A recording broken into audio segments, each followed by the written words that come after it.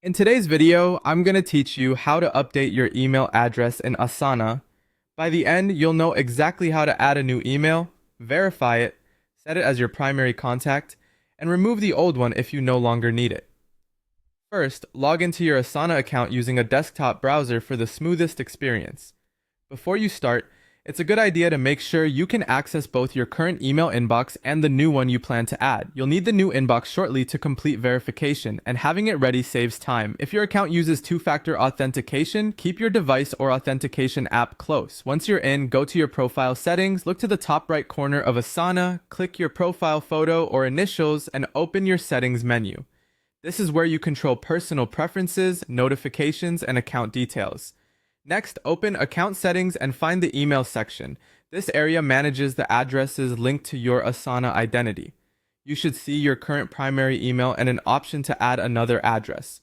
If your organization uses multiple workspaces, this email change will follow your account across them, which helps keep everything consistent.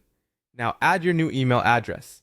Click the option to add a new email, type it carefully, and submit. Asana will send a verification message to that inbox. Head to the new email account, open the message from Asana, and click the verification link. If you don't see it within a minute or two, check your spam or junk folder. Corporate firewalls and filters can sometimes delay or reroute automated emails, so allow a little time if needed. If the link expires, simply request a new verification from the same email section in Asana.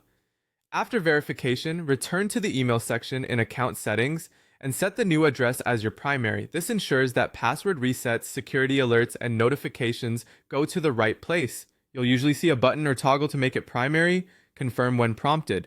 Asana may ask you to re-enter your password for security, and that's normal.